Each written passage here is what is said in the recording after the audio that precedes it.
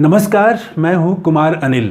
राहुल गांधी ने कुछ घंटे पहले अमेरिका में प्रेस से बातचीत की है। वो प्रेस कॉन्फ्रेंस हुआ नेशनल प्रेस क्लब में। वहाँ दुनिया भर के पत्रकार जमा होते हैं और वहाँ पहले से सवाल नहीं मिलते हैं। वो सवाल नहीं पूछे जाते हैं कि आप आम कैसे काट के खाते हैं। राहुल गांधी से भी बहुत कठिन सवाल पूछे गए। ऐसे ऐसे सवाल पूछे गए जो फंसाने वाले सवाल थे।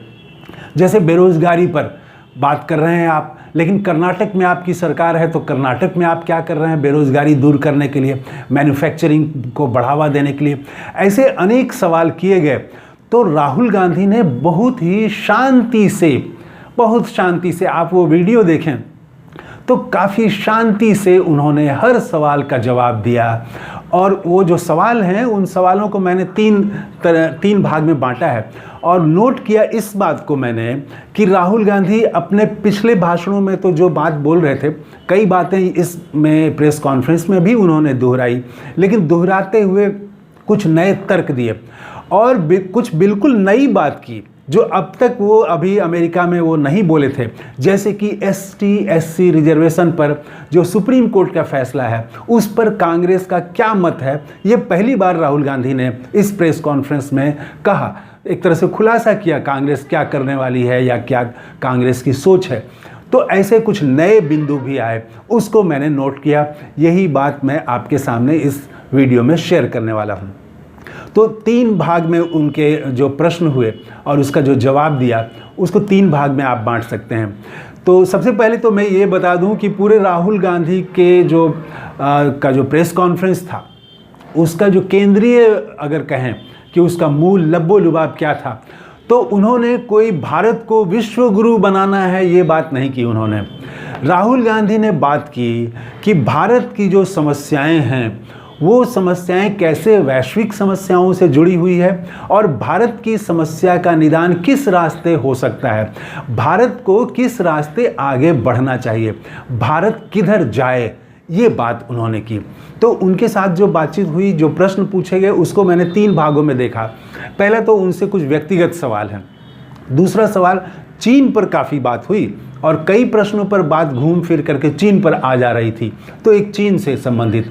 और तीसरे में अन्य, जिसमें कि भारत की कुछ राजनीतिक सवाल भी हैं और उसमें बांग्लादेश भी है, इजराइल भी है और पाकिस्तान से भी रिलेटेड सवाल पूछे गए। तो उसमें पहले कुछ व्यक्तिगत सवाल पूछे गए उसके बारे में बात कर लेते हैं। व्यक्तिगत सवाल जो हैं उसमें जो सवाल पूछ रही थी महिला पत्रकार, तो उन्होंने पूछा कि आपका जो भारत जोड़ो आपने यात्रा की, 2 यात्राएं की आपने, तो आपका ट्रांसफॉर्मेशन कैसे हुआ। तो इस पर ट्रांसफॉर्मेशन अंग्रेजी में उन्होंने इस्तेमाल किया। तो इसका मतलब है कि एक ट्रांसफॉर्मेशन मतलब रूपांतरण, जो आप पहले थे वो अब आप नहीं हैं। तो राहुल गांधी जवाब देने के लिए उन्होंने शुरू ही किया कि ट्रांसफॉर्मेशन कहना उचित नहीं है। तब तक उस महिला पत्रकार ने खुद ही एक दूसरा शब्द, वैकल्पिक शब्द दे दिया, कहा कि जर्नी। तो राहुल गांधी ने सहमति जताई कि हाँ, जो पॉलिटिकल जर्नी मेरी है अब तक की, तो उसमें उन्होंने कहा कि भारत जोड़ो यात्रा की ज़रूरत, एक तो जो पहले कहते रहे हैं वो बात कही कि एक पॉलिटिकल कंपल्सन बना दिया गया, विपक्ष के पास कोई रास्ता नहीं रहने दिया गया, मीडिया पर कब्जा हो गया, जो और संस्थाएं हैं उन पर कब्जा हो गया, संसद में भी आवाज़ बंद कर दी जाती थी, तो मीडिया के सामने भी कहीं नहीं बोल सकते थे। तो आवाज़ जनता के बीच जाना, आवाज़ पहुंचाना, इसका कोई रास्ता नहीं था। तो हमने सोचा कि सीधा हम चलें जनता के बीच। एक तो ये जो पहले भी वो कह चुके हैं। दूसरी बात उन्होंने कही कि एक पॉलिटिकल के साथ एक व्यक्तिगत बात भी उन्होंने कही कि भारत में उत्तर से दक्षिण से उत्तर तक, कन्याकुमारी से कश्मीर तक पैदल चलने की आकांक्षा और देश को समझने की आकांक्षा उनकी बहुत पहले से रही है। जब वो युवा थे तभी ऐसा सोचा करते थे। तो ये उनकी एक व्यक्तिगत इच्छा भी थी कि वो पैदल लोगों के बीच जाएं, लोगों से मिलें, उनका दुख दर्द समझें। तो ये उनकी व्यक्तिगत इच्छा भी थी, उनका एक सपना भी था, आप कह सकते हैं। तो एक तो इस तरह के कुछ व्यक्तिगत सवाल थे। उसके बाद आते हैं कि चीन से संबंधित सवाल। तो वो कई बार घूम फिर करके बात चीन पर आ जा रही थी। जैसे कि भारतीय कंपनियों के बारे में बात हुई, बेरोजगारी, मैन्युफैक्चरिंग के बारे में बात हुई। यहाँ राहुल गांधी ने यहाँ भी एक नई बात कही। नई बात ये कही कि उन्होंने कहा कि अमेरिका, यूरोप पहले उत्पादक देश थे, भारत भी पहले एक हद तक उत्पादक देश था, लेकिन इन सब देशों ने धीरे धीरे उत्पादन करना छोड़ दिया और उत्पादन जो है वो चला गया चीन के पास। चीन मैन्युफैक्चरिंग का वो सम्राट बन गया, सबसे आगे नंबर 1 बन गया। तो इसीलिए वहाँ बेरोजगारी नहीं है। और भारत को भी अगर बेरोजगारी दूर करनी है तो मैन्युफैक्चरिंग पर जोर देना होगा। यहाँ उन्होंने नई बात ये कही कि चीन का जो प्रोडक्शन है वो नॉन डेमोक्रेटिक प्रोडक्शन है। तो दुनिया को, अमेरिका को खास करके ये सोचना है और भारत को सोचना है कि एक डेमोक्रेटिक प्रोडक्शन सिस्टम, एक डेमोक्रेटिक प्रोडक्शन मॉडल हम दुनिया के सामने पेश कर सकते हैं कि नहीं। चीन में बोलने की आज़ादी नहीं है, स्वतंत्रता नहीं है, तो वो एक बंद माहौल है। तो वो बंद माहौल में रहते हुए उसने प्रोडक्शन को बढ़ाया, वहाँ एक खुशहाली आई चीन में, ये राहुल गांधी ने कहा। अब हमको एक दूसरा मॉडल देना है जहाँ पर कि एक डेमोक्रेटिक माहौल हो, एक दूसरे की आलोचना का अधिकार हो, स्वतंत्रता हो, पूरी तरह से व्यक्ति की स्वतंत्रता हो, और स्वतंत्रता के माहौल में देश खुशहाल हो सकता है। कैसे हो सकता है, ये मॉडल हमको देखना है। और अमेरिका के साथ उन्होंने कहा कि अमेरिका को चाहिए कि भारत के साथ इस पर एक स्ट्रेटेजिक समझ बने, एक रणनीति के तहत एक लॉन्ग टर्म इस पर बने कि चीन के मॉडल का कैसे हम जवाब दे सकते हैं। तो ये उन्होंने एक नई बात कही। यहाँ एक और बात उन्होंने जोड़ा कि भारतीय कंपनियां जो हैं या अमेरिकी कंपनियां, ये कंजम्पशन का काम करती, कंजम्पशन बढ़ाने का, उपभोक्ता बना रही हैं। उपभोग, आप कैसे खरीदें, माल खरीदें, तो ये खरीद बिक्री के काम कर रही हैं। तो राहुल गांधी ने कहा कि खरीद बिक्री का काम आसान है जो भारतीय कंपनियां कर रही हैं कि ये खाओ और तुरंत मजबूत हो जाओ, ये ऐसा पानी पियो और स्वस्थ रहो। तो ये जो हर चीज़ बेचने का, कंजम्पशन, इसको बढ़ावा देने का, वो कंपनी अपना देखती है कि हमने कितना माल बेचा। तो इसके बजाय प्रोडक्शन पर, कंजम्पशन, उपभोक्ता बनाने के बजाय हम जो है उत्पादक बनाएं, देश जो है वो उत्पादक बने, उत्पादक देश बने।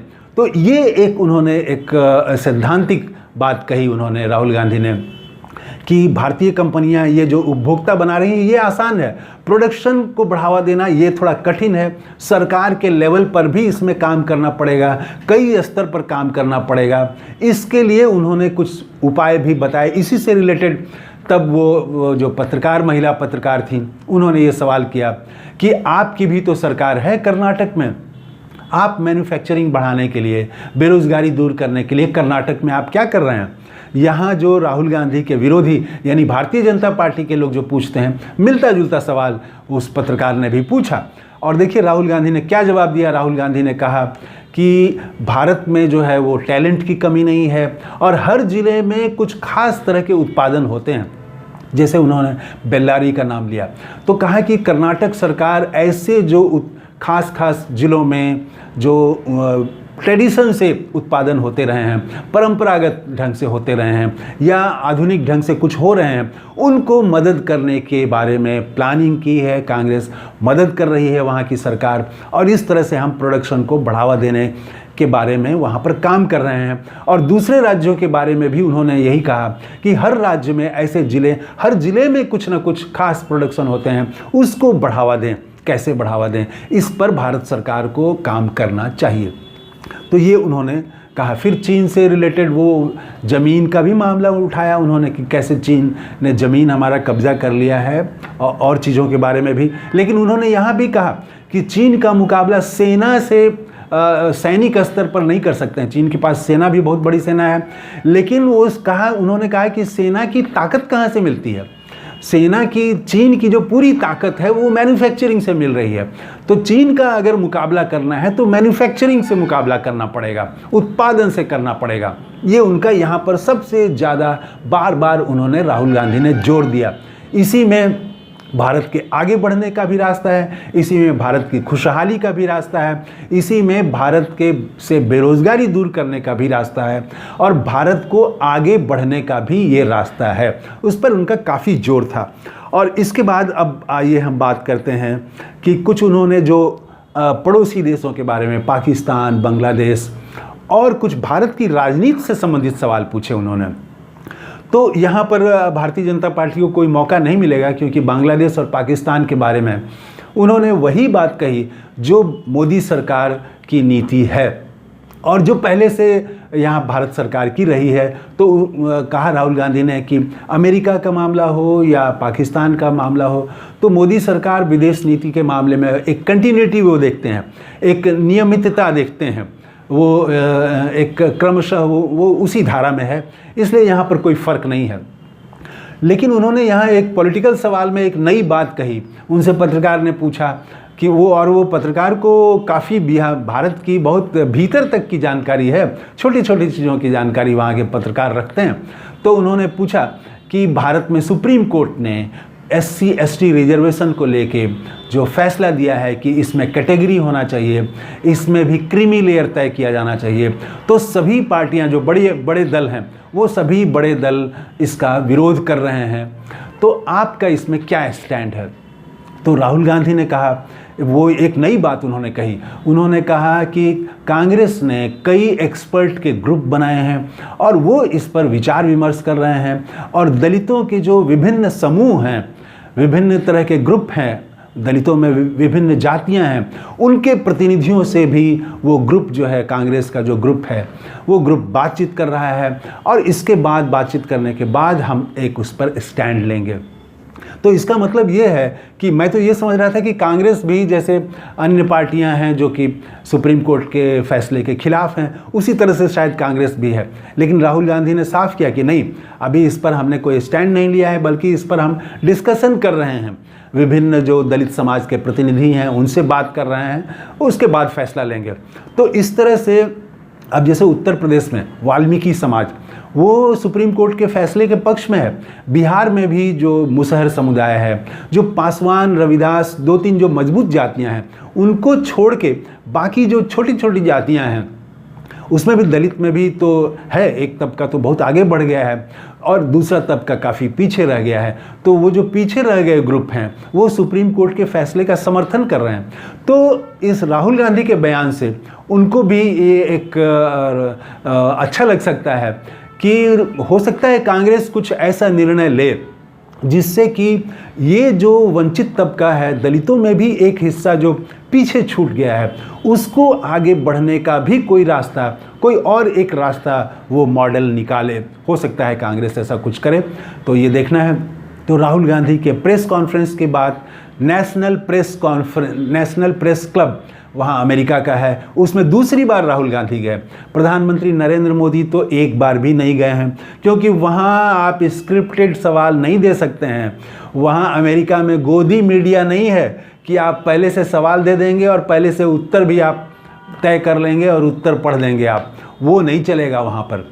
इसीलिए प्रधानमंत्री मोदी जो है वो एक तरफा संवाद अमेरिका में करते हैं, एक तरफा भाषण देते हैं, लेकिन वो प्रेस क्लब में जाने की आज तक तो हिम्मत, मैं कहूँगा कि हिम्मत नहीं कर पाए हैं। अब देखें आगे वो करते हैं कि नहीं। चाहे तो प्रधानमंत्री हैं और अच्छे वक्ता हैं, वो भी बोल सकते हैं वहाँ जाके, तो देखें वो कब बोलते हैं नेशनल प्रेस क्लब में जाके। राहुल गांधी तो दोबारा गए। तो इस वीडियो में इतना ही। कैसा लगा ये वीडियो कमेंट करके ज़रूर बताइएगा। थैंक यू, धन्यवाद, जय हिंद।